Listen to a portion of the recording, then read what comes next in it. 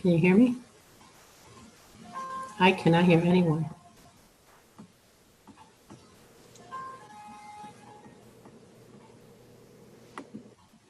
Hi, Commissioner Cruz, I'm on. Okay. Donald. No, I couldn't hear anyone. Now I can. Can you hear me? Yes, I can. How are you? Good evening. How are you? I'm fine, thank you.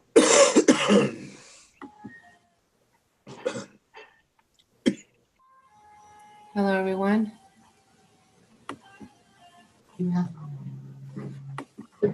Take that out. Take that out.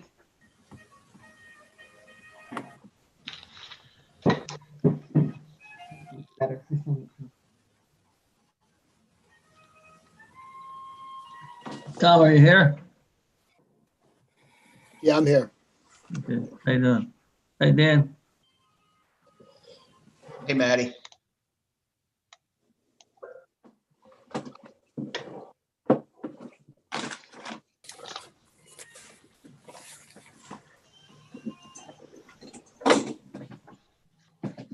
Anna, you there? Don't talk. Okay, no, not you. Hello, Commissioner Cominati. I'm here. I'm sorry. I don't know why that went off by itself. I don't have you on picture, just on. How are you? Yeah, it's just a mural behind me. Trying to spice it up for Thanksgiving.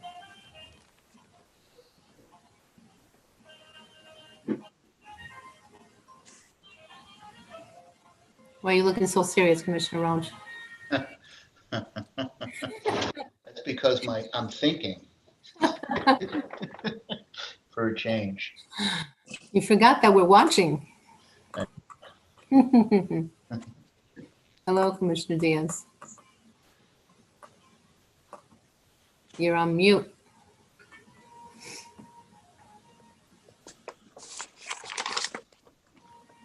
Hello.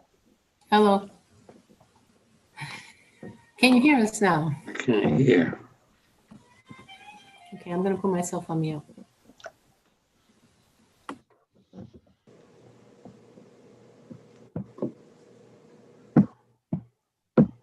Lieutenant, are you with us? Commissioner Roach. I did hear from Can't hear you, Commissioner, Danny. and I did hear from Commissioner Farrow, and he will not be able to attend tonight's meeting. Okay. Hi, everybody. I can hear now. Evening, Chief. Good evening, everybody. Oh, Good evening. nice Hi. and bright. Careful. Good evening. What I hit? There we go. I'm back. Good evening, everybody. Hi, Maddie, Jimmy V says hello. Wow, what's up there? Oh no, I was on the phone with him. Okay. Lieutenant, if you're ready, we might as well get started. Yep, certainly, I'm ready, Commissioner Okay. Roach. All right, very good. I'm going to call this regular board meeting of the Board of Police Commissioners to order. Roll call of Commissioners: Cruz, Here. Cuminato, Yeah.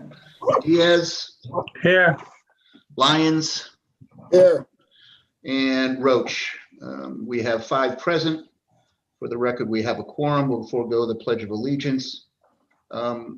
Like to observe a moment of silence for retired Detective Carl Hatch, who passed away Saturday, October 10th.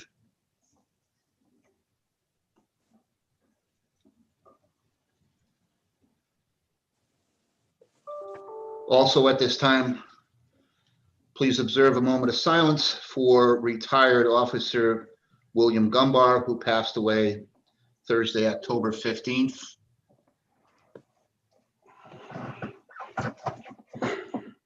Thank you. I know it's not on the agenda, but I would ask for a moment of silence for longtime city sheriff and Democratic District Leader Dennis Cinto, who passed away, I believe, early this morning. Oh, no. Sorry to hear that.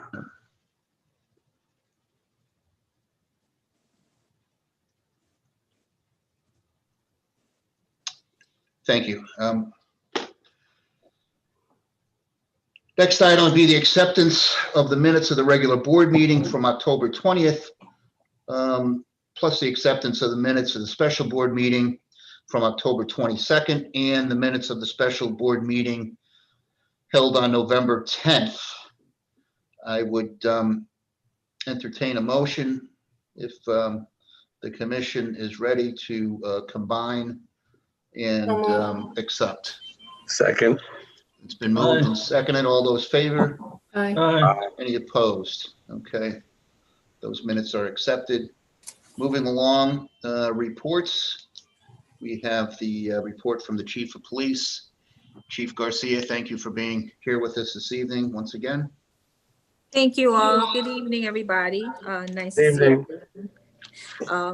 So we have been making a lot of progress. There's been a lot of changes that we have been doing in-house.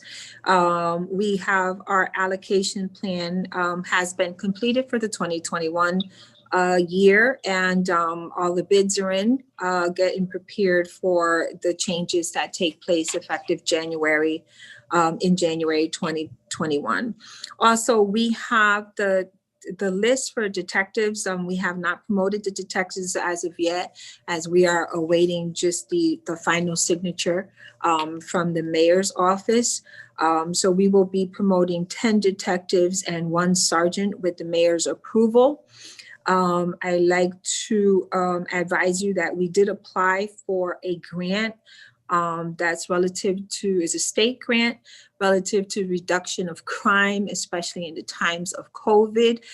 It's a $250,000 grant, and we would have to partner with a nonprofit organization, which we have identified as being RIASAP. So it would be 125 to the PD and 125 to RIASAP, and being able to curtail some of the violence and address some of the issues that are COVID related. And what we did was, so we have several concerns. We have several hotspots throughout the city. We have been conducting what's called the strategic enforcement details in an effort to bring down the gun violence and the violence, period, as we did have an uptick.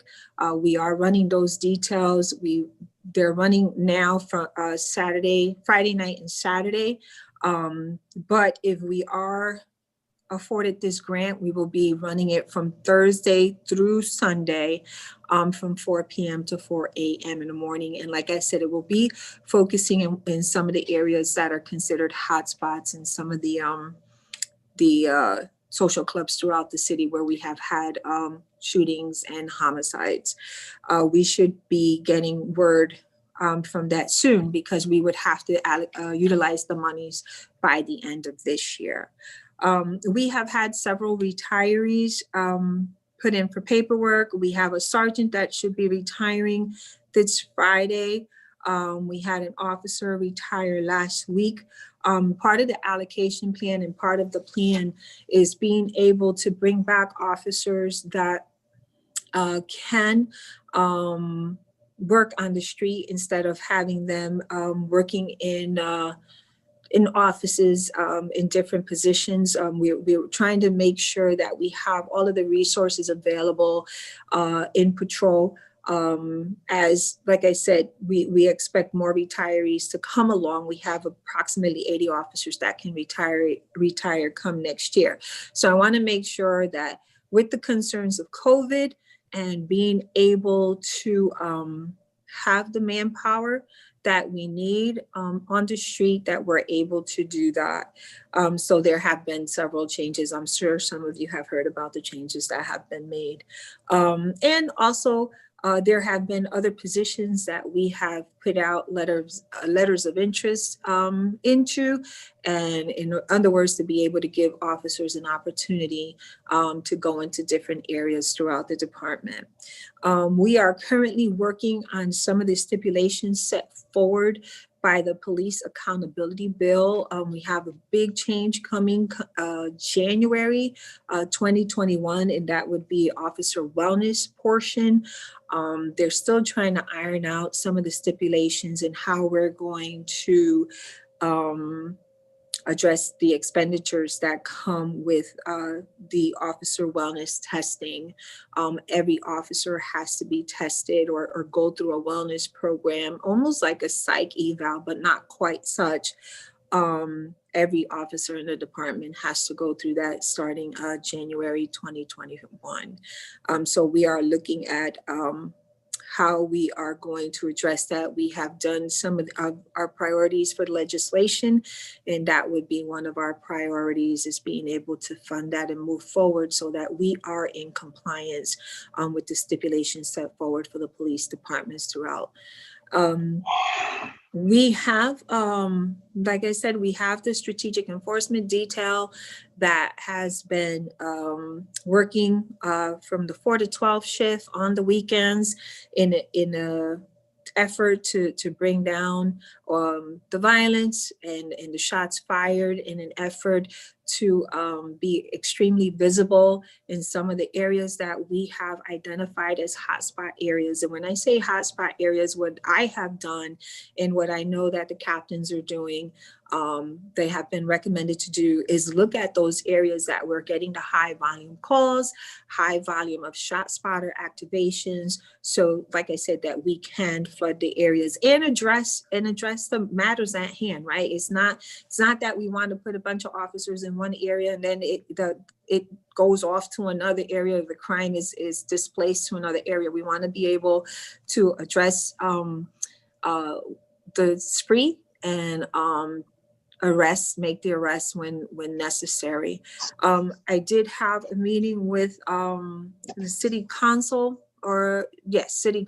several city council personnel regarding divestment of funding and potential allocation, and what we want to move forward with as far as providing different services to the communities, be it social services, or, I mean, we have brought on items already like Project Liberations that helps with persons that are drug addicted, substance abuse.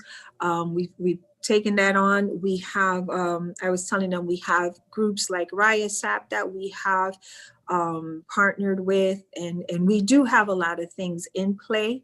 So in being able to communicate that with them, we're able to come to the table and see exactly where it is that we may need to offer additional resources. And one of the things that I am looking at is how do we address the matters with juveniles, right? Because if we can't wait too late to address juvenile matters. We know that once, even at 15, 16, we have some juveniles that have actively been involved in gun violence in the city. So how do we get to them at even an earlier stage in life to try to create that intervention in their life and allow them an opportunity for success?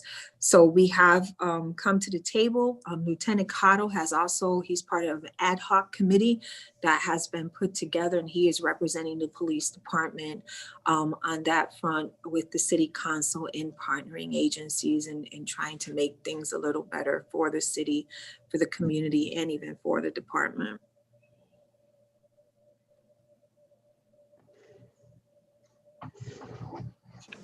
Very good. Any questions for the chief? Chief, are these promotions to detective and sergeant, are they permanent, or this is still to give a test? Oh, no, they've given a test. The sergeant's test has been active for quite some time, so that is a definitive. And the 10 detectives, the list has been certified. So I'm just waiting for the position request form to be signed. So they are permanent positions. How many detectives do we have in the Bureau right now? So we have 33 on the day shift and 10 on the night shift. So we have a little bit over 43, because I don't believe that encompasses the supervisors as well. Okay. But they do have quite a bit of vacancies due to retirements in the Detective Bureau.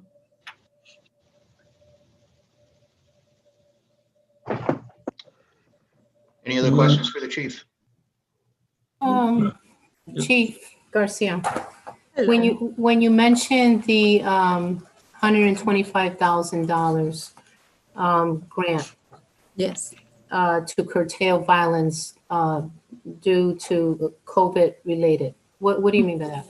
So remember when I said that we're focusing on different locations, for example, we have a lot of social clubs that are not complying with COVID related stipulations, right? The general orders, et cetera. But we've also noticed that around I've been able to identify 6 locations at minimal where we've had shootings outside, where we've had homicides outside and one inside. So these would be the areas that we're looking at, okay, not only for compliance, but the fact that there are other issues going on at these locations where there has been an uptick in violence around that area. So if you have a club that is open and you have people coming from different sides of town because that club is open, and then there's the clash between sides of town, then that's exactly what we're talking about, the uptick in violence. Okay, thank you. You're welcome. Chief, how has the balance between the department and the health department when it comes to dealing with clubs that are in violation? I know, sometimes it's an issue that the police can only go so far, and the health department has their, but and it's been frustrating a couple of times. I've talked to members of the department that have to wait for the health department to step in, and vice versa for that matter. But has there been any progress in meshing the two departments and kind of combating these issues? Absolutely. So we have a very good rapport with Lisa Morrissey, who's the head of our health department. And there have been times that they have come out, either be it on the weekends and address some of the areas that have been a concern to us, and even a concern with public constituents that have made note in written to the health department or the mayor's office. So we will go with them. Or if they encounter a problem at the location, they have contacted us, and we have met them at the location as well. So yes, we have been moving forward. There is a position, a state position. It's all in alignment with that. It's like a public health officer. I think it's for approximately a municipal person, and a director for that. And I believe they're looking at appointing that person at this time to be able to do just that. Go to the places, check to make sure. And if there are any concerns, obviously engage the officers to go out with them as well. So yes, we have done a collaborative effort for these type issues. Great. Okay. All right. Thanks, Chief. I have another question, if you don't mind. Nope, go ahead. No worries. So you mentioned that the department has about 80 potential retirees next year. Yes. What are the plans, if any, would you say are in place right now to replace them or fill the gaps? What we so it's this 80 didn't just come out of one class. It's just been compounding. Mhm. So we are in unfortunately, and I know you guys hate hearing this because it seems like COVID is the excuse or the rationale for everything. But I have talked with the training academy, who will be conducting the recruitment. They have started putting things in place, a plan in place. They have a database that they have restored that they had previously.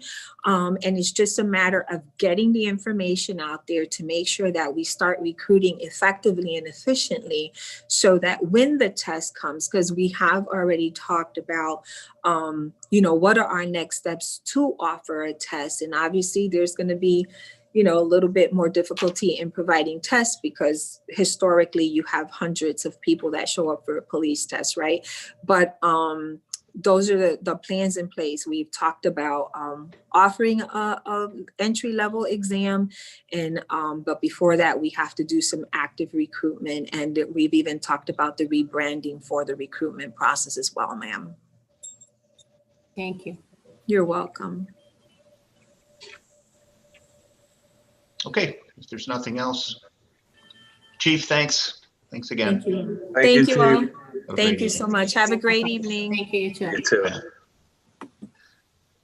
Lieutenant, do we have somebody from the union this evening?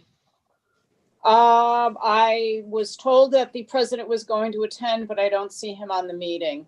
Okay, if he chimes in before we adjourn, we can always go back to him. Okay.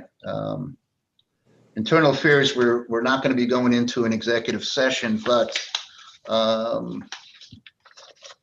believe everybody was emailed a report from internal affairs before the meeting started. Right. Yes, Is that the earliest that we can get the report? Because some of us can't print right away. yeah. I, Certainly ask Lieutenant Lanos to send it a bit earlier. He did send it earlier today, Commissioner Cruz, but I will ask him to do it a little bit earlier for next week, next month for you. Thank is there any way that we can get a more detailed report? I noticed that was from January, and it has I mean it doesn't look like it would be too hard to break them down because there's not really a lot of them, but we'd get more of a insight into what they're being investigated, or who's being investigated. Commissioner Diaz, I think the report is from January to present, January of the beginning of the year till now. till Yeah. now. That's, Well, that's you're about- looking. That's like 11 months of That's I correct. We realize used to that. get it quarterly. I realize that. What I'm saying is, it doesn't have any names or officers or anything like that. And I was wondering if we can get a more detailed report. Kind We'd of, have to go into executive session for that, and right now, during a Zoom format, no, I'm just saying if in the future, maybe in the future. I When understand. when we go back to regular sessions for our regular meetings, sure, I would. That makes sense. Okay, We all can right. do that. Yeah, I'm not Yeah, saying right now. I'm just Mhm. just for future or whatever.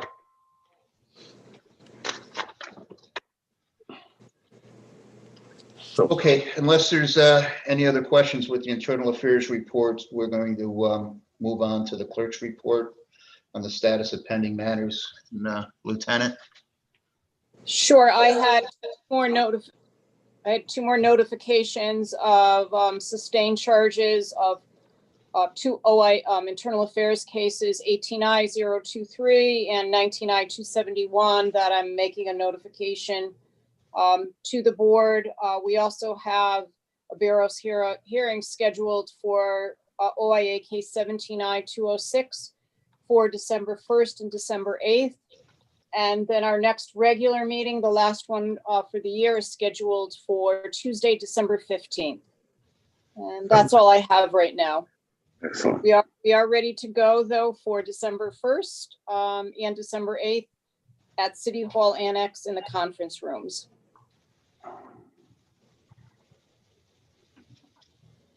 Okay. Thank you, Lieutenant. We have, moving on, we have nothing under new business. The one item under old business is request from Lieutenant Cotto, who is with us here this evening, to address the board for review and approval of Department Policy and Procedure General Order 9.04, recruit training, 9.05, in-service, roll call, and advanced training, 9.06, civilian training, and 9.07, career development. And Lieutenant Cotto is also requesting the review of Department Policy Section 10. So Lieutenant Cotto, you have the floor. Good evening. Good evening. Thanks for, Good evening. I guess I'll pose the question to the commissioners. Would you like to go through the whole thing, or would you like me just to up section 9 and come back for section 10? In reality, I believe it's 15 policies total. A lot of these policies are like 2 or 3 pagers that I could probably fly through them very fast. I don't mind. Any preference? Well, Lieutenant, we'll leave it in your hands. Okay, I'm gonna go until you get sick of me speaking and just kind of wave the white flag. A lot of stuff. Here it is. A lot of this stuff is very dry, so just bear with me. I'm going to start with policy 9.4. It has to do with recruit training. So this policy, along with many of these, are brand new policies. We've never had policies that have covered this area. What we have relied on in the past was more of a procedure and just things that were handed down from year to year. So now that we have something formally in writing, it gives citizens and future police officers an opportunity to see what would be entailed if they were hired for the police department. So 9.4 begins with recruit training. It gets into the curriculum, what's expected of them. We really couldn't put a time length on how long police academy class lasts because it could go anywhere from 6 to 7 months and it could be contingent on the weather. So we did leave the time open for the academy commander to interpret. It goes into field training. This was always a big question, how long field training mandated through post. It tells how many hours. It gets into how the field training is broken up into different sections. It talks about the selection of officers for field training. And it talks about training still a part of the academy class. Get the officer did not pass field training. Commissioner Roach, do you just want me to keep going all of them in one shot, or are we going to vote one by one? You're muted. Sorry, you're muted. Can't hear you. I would continue on, and if you can get through it, we can have one vote. We can combine and vote. And if there's questions that come up during that time, we may interrupt you a little bit, but Okay, that's perfect. Okay, so policy 9.5 is this is another policy we've never had a written policy on. It's in-service roll call and advanced training. This has to do with more of these sworn police officers and how, training can be implemented in the 30 to 20 minutes of roll call that they have in the beginning. This would be for important training things that come up, like a change in the law or a procedure change or an all commands that comes out from the chief of police that needs to get addressed during roll call immediately. I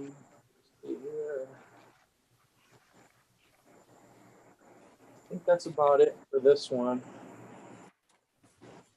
Moving on, policy 9.6 has to do with civilian training. I know a lot of our policies are geared towards sworn police officers, but we do have a lot of civilian positions that do require training. The first one that comes to mind is our booking personnel. They are required to go through annual training such as bloodborne pathogens, handling of prisoners. When new case law comes out, it's a perfect time to implement the civilian training.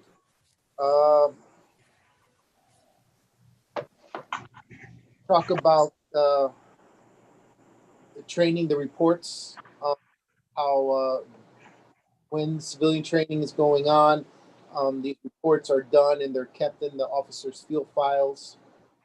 This is also another short policy.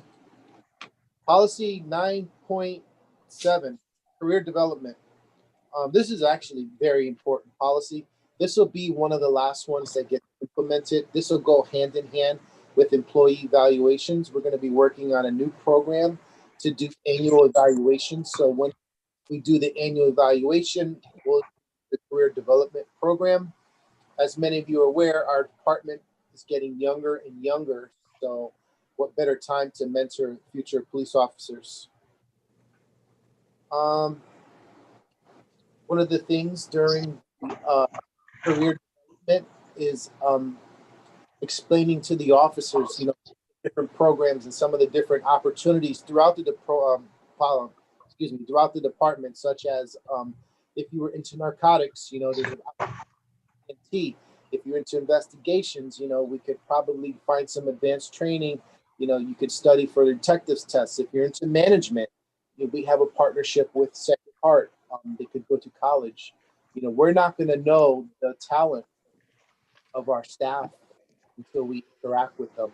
So this will go hand in hand. This will be an annual thing along with employee evaluations. That's the end of section 9.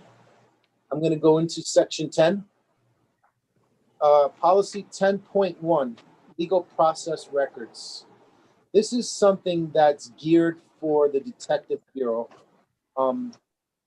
It's a procedure that they will create a log.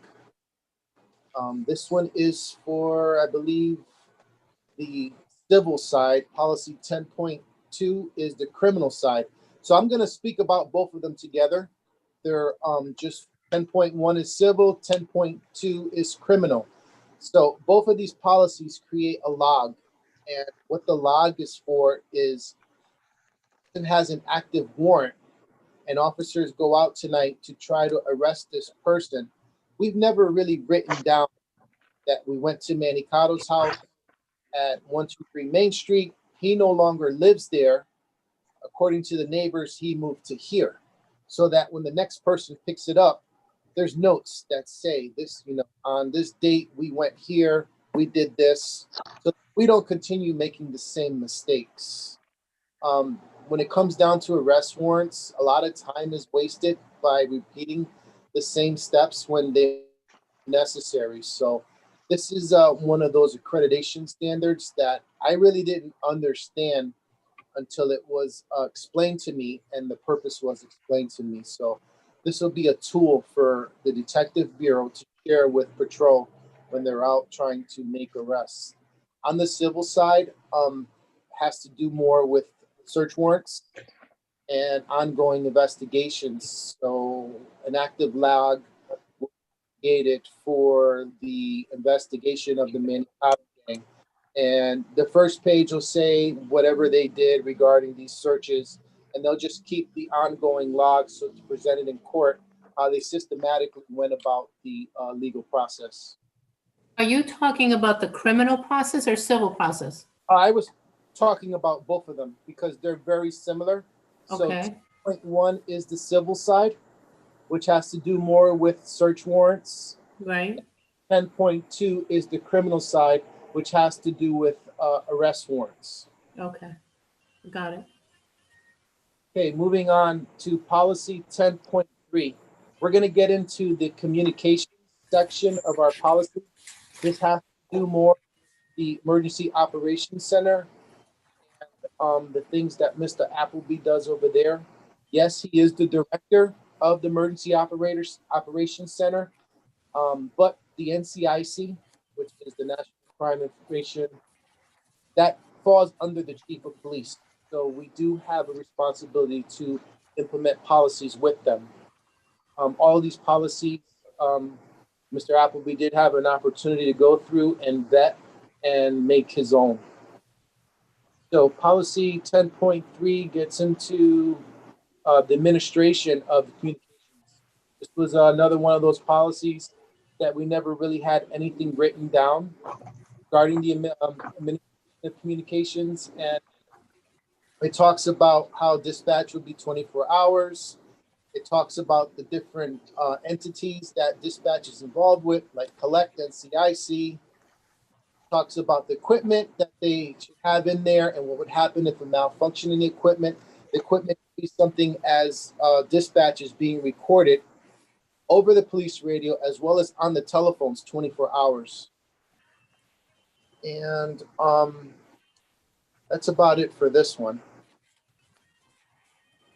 This is the halfway point. If anybody has any questions regarding the first few policies, I could address them now or I can continue. No, slow down 1 second. Please, Sure. if you don't mind. because I'll forget if you keep Okay. going. I do have a question concerning, you said something about 9.6, the civilian training. It's Yeah. related to primarily booking personnel. I use them as an example, but we have other civilians throughout the department. Right. Another position would be something as the chief secretaries. They have to receive annual training because they're privy to stuff that might go on like an NCIC. So the fact that they have exposure to police radios, they get a certain training to train them that some of the stuff you might hear, you can't go home and discuss. And there's certain rules in order for us to have access to NCIC that we must train our civilians. Now, you said something about annually. Is that only when new hires come on board? So certain civilian positions have to have training annually, and I use the bloodborne pathogens as an example. So, like if you work in booking, there is a high potential that you get an exposure to bloodborne contaminants. They are required to get annual training. Gotcha. Okay. Thank I you. believe the IC is every 3 years.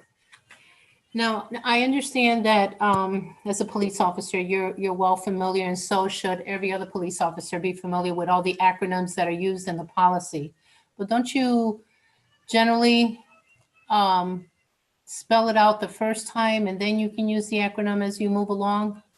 Because there's some policies that, you don't say what NCIC stands for, and some other acronyms that I picked up on that I was trying to find the definition for. And then some had it in between the policy and others are not even mentioned at the beginning. Should that be a concern, or you just expect the officer to know what that means? So these policies are written by police officers for police officers. So it's kind of like learning The a sport. language. Exactly. So it's something that they would know. It's like speaking Spanish. Right, but aren't these going to be posted on the website for also civilians to understand or read? Well, the purpose for them to be posted for the public is the public can read them, but they're not geared for the public to understand what police do. These policies are written for police officers to give them guidelines on how to perform their jobs. Okay, all right. I wasn't sure if you were thinking or the screen freezed. No, no. Um, My serious there. I do believe that most of the definitions, or in the beginning of the section of the policy, should have the acronym and the acronym spelled out. So, for example, we just covered policy section 9. The beginning couple policies of section 9 would probably spell them out, and then it's redundant.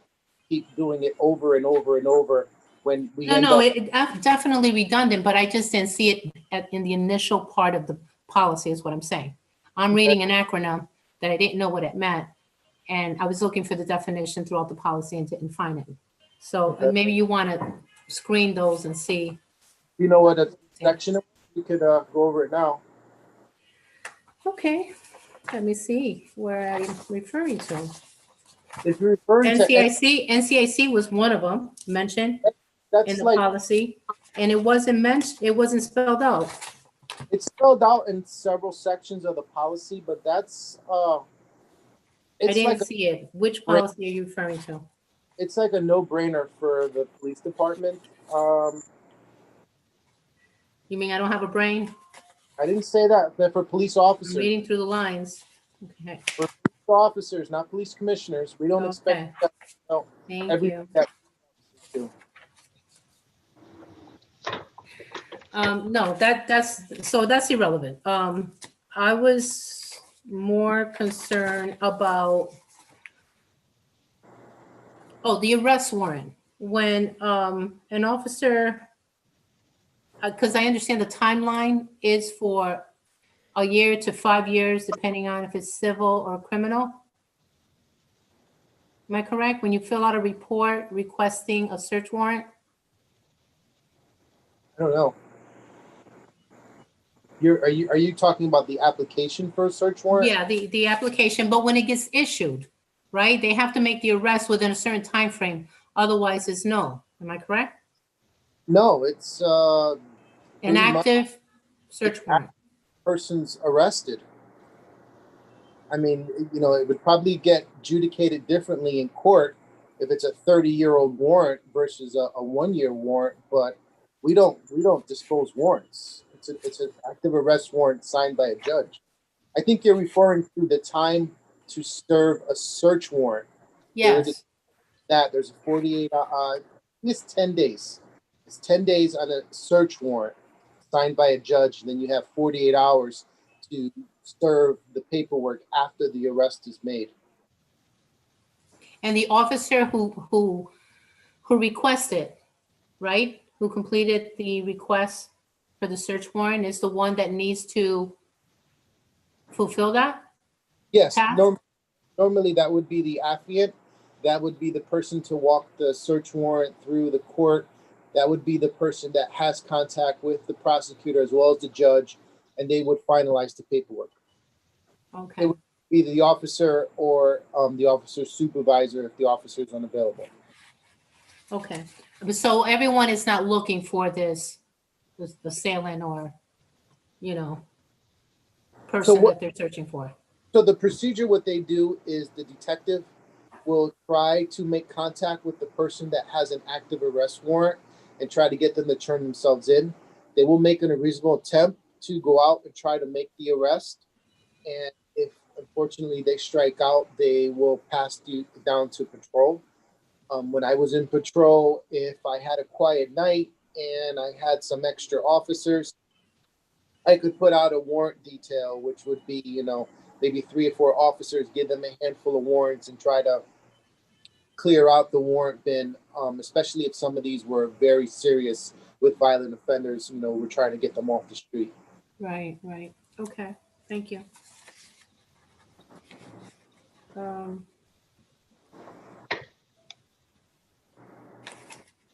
I think I was referencing policy 1002 regarding the acronyms.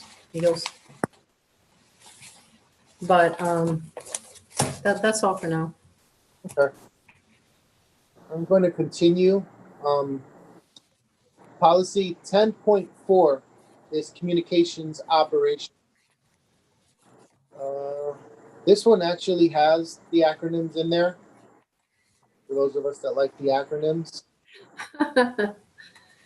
Yes. It gets into what the dispatchers actually do when someone calls into 911, a routine call versus a 911 call, missed calls, calls when people call and they hang up and they have the caller ID, we will contact them back.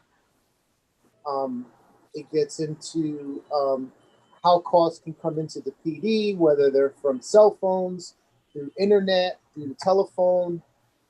It establishes the Bridgeport Police Department's tips line, which is a valuable tool throughout the department. It gets into radio procedures, and this is very important. It gives the dispatchers guidelines on how to speak on the radio, giving them a role to play on the radio and to speak systematically will improve dispatch communication, especially during emergencies. It talks about the dispatcher's authority.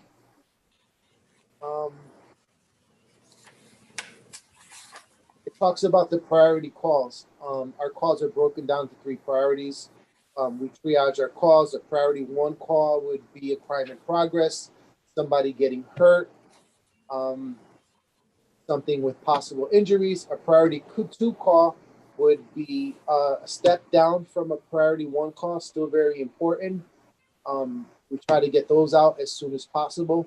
And then your priority 3 calls are the calls that they're not as important as a priority 1 call, and there is no rush to get them out, such as a crime in progress or somebody getting hurt. That would be your I lost my cell phone call and I have an idea where it is. So we'll send somebody out there, yes, but it's not going to be as fast as with a priority 1 call. When someone dials 911, does it go to CAD or does it go to Troop G Barracks?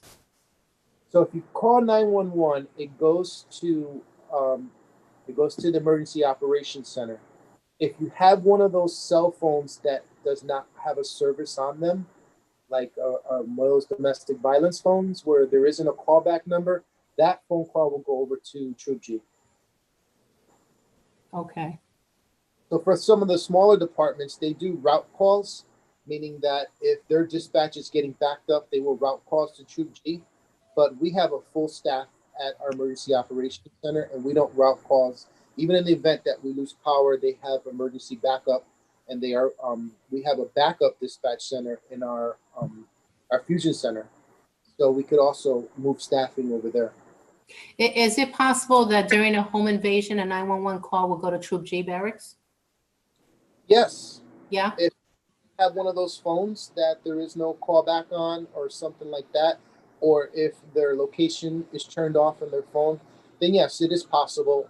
Very unlikely unless you have one of those phones, but the last thing you would want to happen is if you call 911 and get a busy signal. So there is possibility that, if it's that busy out, which I've never seen, that a phone could get rerouted over there.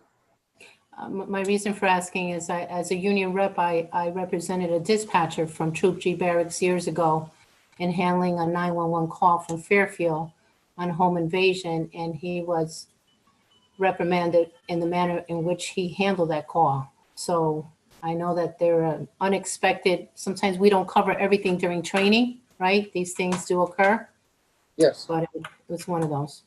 So that's one of the smaller agencies that I spoke of that might not have the full complement of dispatchers and telecommunication operators that like our Emergency Operations Center has. Mm-hmm. Okay. Okay, policy 10.5 is portable radios. This gets into how each officer will be assigned a portable radio, the procedure for lost and stolen radios, gets into the repair of radios, and officers' responsibilities for speaking on the radios.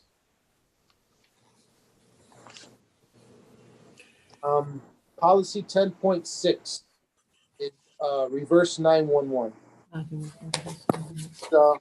One of those tools that the Emergency Operations Center has that could call people back. For example, God forbid, if there was an emergency situation in the city of Bridgeport, or even something as weather related, the blink of an eye, there's a tornado watch and the tornado is going to hit Bridgeport in the next 2 hours. Our dispatch center has the capability to call certain neighborhoods with reverse 911 and play them a pre-recorded message. Policy 10.7, the logging recorder.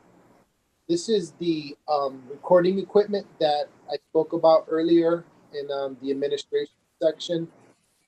It talks about the access and the security of all the recorded data. Everything that's done in the Emergency Operations Center is recorded. All the telephone calls, every channel on the police lines are recorded. So you have channel 1, you have channel 2, you have a talk around.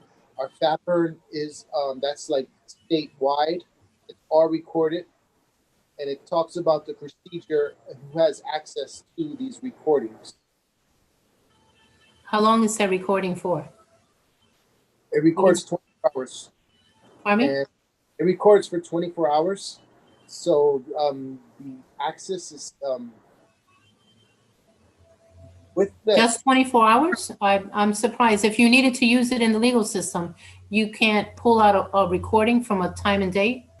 Oh, you mean how long is it saved for? Does it stay? Yeah. Oh, this is based on the size of the equipment.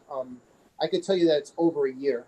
I requested audio for a discipline case that was like a year and a half old, and it was still available. So that's based on the size of the hard drives. And now they have these terabyte hard drives that almost has infinite storage data. Okay. Back when I was in IA, the booking stuff was very limited. It was only like 7 days. Mm-hmm. And out over 6 months, saving data. So as the technology gets better, we can save data a lot longer. Okay. Policy 10.8, records management. This is another one of those policies that we really didn't have anything written in. It has to do with the records division. It has to do with master files, criminal history files, how long we save information, which is based on the state statutes. It talks about when somebody requests a file, how they can give the files out. It talks about the release of information and how certain information must be redacted, such as victims and children. It talks about when someone's arrested and they're innocent until proven guilty. So when they go to court and they're proven innocent, we have all these files that state that Manny Cotto was arrested. What do we do in that event? So that's governed by the state, and it says that we have up to 2 years for an erasure. If somebody wants those files, they have to request them within that time. Once the erasure is done, those files are no longer available. I believe the law says 2 weeks after the judge's decision that the person is innocent, they can request those files, and then after 2 years, they're gone.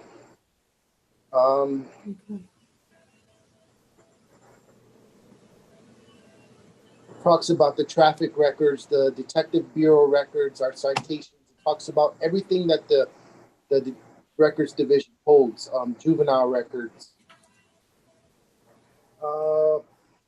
Policy 10.9, freedom of information. So along with those records is the public's want to review records in the police department. And we have a certain procedure how we will disclose information. This is very important for the guys on the Zoom that do the body camera information, because the request for body cam footage is really growing and we just can't give out everything. Along with this are also people that were arrested and proven innocent, and their rights regarding retaining their records. I think that's about it for freedom of information. Just 2 more policies, Commissioner Roach. Policy 10.10. This is parking enforcement. Talks about the procedures for ticket books and how ticket books will be given out in the department. Officers have to sign for ticket books. It talks about where the public will go to pay for their parking tickets. It establishes the role of the parking enforcement officer, which is under our traffic division now. It talks about how the fines will be processed. This policy will probably have some information added to it down the future if the traffic division wants to change the way the parking enforcement officer operates. As of right now, there really haven't been any changes, so we're going to keep this policy as is, and whatever they do might be more procedurally than policy. I have a question. Yes. Can an officer use another officer's ticket book to give a ticket? So the ticket books are assigned to the specific officer. So if you wanted to get a ticket book, you would sign that ticket book out in your name. If you and I were working together and I didn't have my ticket book on me, I shouldn't see why, because when you fill up that ticket, I'm going to put my name on it, even though that ticket book's assigned to you. If there was an investigation of some type of wrongdoing, they would be able to tell that my CAD number is on that ticket, even though the book is assigned. If you were, that we were working together. What if you weren't working together but arrived at a scene, and would that be considered working together once you arrive at a scene? Yeah, I shouldn't see why not. Because at the end of the day, my employee number, my CAD number, is going to be on the ticket, not yours. I'm wondering because there was a situation where a officer was working a construction, and he stopped an individual another officer stopped to see what was going on, and he used the other officer's book to write the ticket. Would that be, Yes. if that's, So you gotta remember that officer working the construction job, he probably didn't have his police equipment with him. He probably Okay. a personal vehicle, and 9 times out of 10, there's a couple, but he probably wouldn't have a ticket book on him. So yeah, he probably called for someone to come assist him, especially if he had to tow a vehicle or something, and he would probably be using someone else's ticket book. okay. Hey, Lieutenant, another question. Parking enforcement recently left public facilities and went back under the department. But you're saying there's no changes to speak of in the policy? No, what I said was if there will be any changes or if there've been any changes, it's more procedurally, meaning that if their mandate was to ticket 300 Congress Street and now their mandate is to ticket 999 Broad Street, that's more of a procedure thing. As far as the policy, they're still going out and they're still issuing parking tags. Yeah, I know. I know. With COVID, the amount of ticket revenue has dropped sharply. As a matter of fact, enforcement wasn't even in place during the summer months downtown, at least with the meters. That's has changed, and although there's not nearly the amount of traffic downtown, even over the summer months when things had eased up, and until recently when they've gotten a little heavier again, but there hasn't been a significant increase in revenue, and there were some questions that had come up. Only one of the enforcement officers being used downtown, and the others are in the surrounding areas, and the amount of tickets generated has dropped off significantly. I know that's probably not an issue for you or policy, but I just want to make sure that there's still the ability for the commission and the city, for that matter, to address these issues as they come up. Absolutely, that state statute, which parking authority is under the police commission and under the chief of police. So no way are we removing that authority. I believe that authority was actually brought back, if anything. So, Right. Okay. Nothing changed. And that's what I was referring to as nothing changed policy wise. Procedure wise, if I'm in charge or you're in charge, that would, you're ticketing on Main Street or you're ticketing on Broad Street today, or you're ticketing in the neighborhoods. That can't be in a policy because that changes day to day based on the need. So like you said, during the summer, there was not a need downtown because the businesses were hurting and the city was trying to bring businesses back during COVID, and a lot of these restaurants and stores were struggling. So that's probably why they were easy on the restrictions for parking. Commissioner Roach, does that mean the same for the meters? Well, I was talking about the meters, actually. Oh, you are, Yes. not necessarily handing out tickets, but No, that's that too? No, it's one and the same. Oh, okay, one of the same, I'm sorry. Okay, No, the meters don't produce their own tickets anymore. Those were the new ones that are now old ones, and we're back to Where one? we're back to the manual I see, meters Okay. there. thank you. Lieutenant, what else do we have? Last policy is policy 10.11, traffic stop statistic. Probably most of you are familiar with the Alvin Penn law, which states that if a police officer makes a stop, they have to record certain demographics from the operator during that stop. Well, these demographics are now being collected through a pilot program from Sacred Heart through the state of Connecticut. This policy talks about the traffic stops, what stops will get recorded, what stops are not recorded. It talks about the procedure and how a police officer will get that information. And more importantly, it makes sure that that information is going to the state. Side by side with this policy, that put a sergeant in charge of collecting this data, and this person is the reporting officer. So if Commissioner Roach made 10 traffic stops yesterday and he only reported on 8 of them, this person will be contacting Commissioner Roach to find out where those other 2 forms are. There is some accountability here. In the past, before we had which is our electronic records management system, a lot of these forms got lost. So it kind of put us in hot water with the state. Now that we have, it's all electronic, we are easily, reporting to the state. I believe it's on a quarterly basis, and they have no complaints from Bridgeport. Other than that, I am done. Does anyone have any other questions? That last section in regarding training for the traffic stop. Yes. Statistics.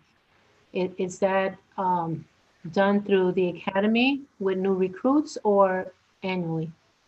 Both. So the new recruits will receive this information, but this would be an example of a roll call training. So if the accountability unit reports back to patrol that the officers are slacking on reporting on their traffic stops during roll call, the sergeant can bring it forth and remind the officers how to report their traffic stops. And if anyone has a problem, we can show them how to do it on next day, which is our records management.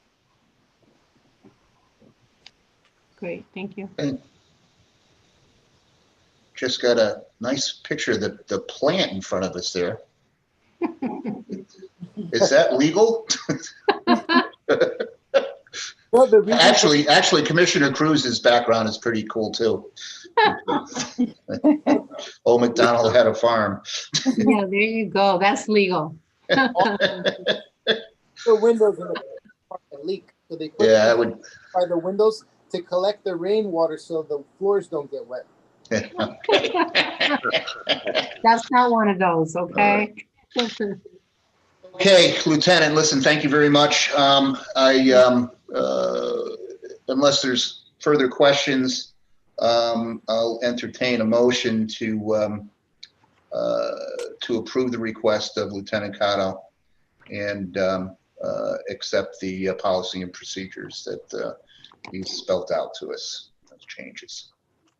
So move. It's been moved. Is there a second? Second. Second by Commissioner Cuminato. All those in favor? Aye. Are there any opposed? Okay, motion's carried. Lieutenant, thanks again. Thank you. Have a Thank great you. evening. And if I didn't say so earlier, thank you very much for everything. This is the end of the policy implementation phase. I guess, as the policies change, I will be back for changes and updates, but as far as updating the manual, this is pretty much the end of it. There's one policy left that the chief is working on. It's our services policy, and that's like a 50-pager. So look forward to that one. Well, yeah. As far as the manual, this concludes our manual. So thank you very much, everyone. No, thank you. Great job. Good night. Bye now. Okay, next item is correspondence. We have a letter to Chris Gacci, UBS Financial Services, from Lieutenant O'Donnell updating benefits information for Pension Plan B. Lieutenant, and I'm sorry, I don't have that letter in front of me. Yeah, so Richard Weiner retired, and now Monty Miles, who has been with the city for probably as long as I have, has now assumed the position of benefits manager, and it was just notifying the board. This is in relation to Plan B and their medical benefits when there has to be approvals and removals and things like that. So Monty is in charge now. And I wanted to let the board know, and you know, that I did receive a letter from Michael Brewy from Raymond James. Now, it was dated back on the 9th. I just got it today. I guess it kind of made the rounds here over 999 Broad Street. But they're asking for certain documentation for our accounts, and without getting into details, but I'm going to reach out to Michael Brewy, and I'll probably touch base with you tomorrow after I speak with him, Lieutenant. Sure, if there's anything I can assist you in obtaining records from Chris Gacci, I'd be more than happy, Commissioner. All right, let's see what he has in mind. Yeah. Okay, Also, Yes, on the same note, he will be calling me in the new year. We most likely will have a remote meeting regarding our financial update on Plan B and how the fund is doing. So we'll plan that for January of 2021. sounds good. Okay, we have nothing with letters of appreciation this evening. Under widow's pension, 8A, we have a request from Mrs. Patricia Hatch to receive a widow's pension effective immediately, and assuming all the paperwork is in order, Lieutenant? It is, Commissioner Okay. Roach. And I'll entertain a motion from Commissioner Cuminato to approve the request. I'll take that nod as a motion to approve. Is there a second? Second. It's been seconded. All those in favor? Aye. Any opposed? Entertain the same motion regarding 8B, the request from Mrs. Dorothy Gumbar to receive a widow's pension effective immediately. Matt, would you like to make that motion? I think Matt, you might be muted right now. Oh, yes. Oh, there you go. Okay, motion's been made by Commissioner Cuminato. Is there a second? Second. Somebody unmute and say second. It's been seconded. All those in favor? Aye. Any Aye. opposed? Okay. We have nothing from the city traffic engineer's office this evening, which is kind of odd. Happens once in a while, but I'm sure we'll be loaded up next month. With that, I would, unless there's anything else, I would entertain a motion to adjourn the regular board meeting. Well, A motion's been made by Commissioner Cuminato. Is there a second? Second. All those in favor? Aye. Any opposed?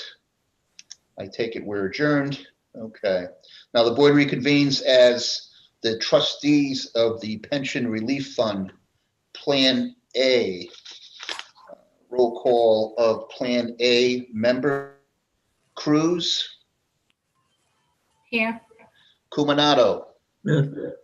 Diaz, Here. Lyons.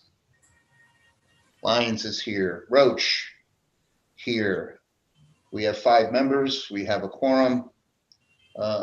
Entertain a motion to combine items 1 and 2, which are the requests for widow pensions effective immediately for a Mrs. Hatch and a Mrs. Gumbar. Is there a motion to that effect, Commissioner Cuminato? Yes. Motion's been made. Is there a second? Is there a second? Second. Motion's been made and seconded. All those in favor? Aye. Any opposed? Okay, those items have been approved. Entertain a motion to adjourn Plan A. So moved. Is there a second? Second. All those in favor? Aye. Aye. Any opposed? We are adjourned. Thank Thank you, you. commissioners. Thank you. Thank you.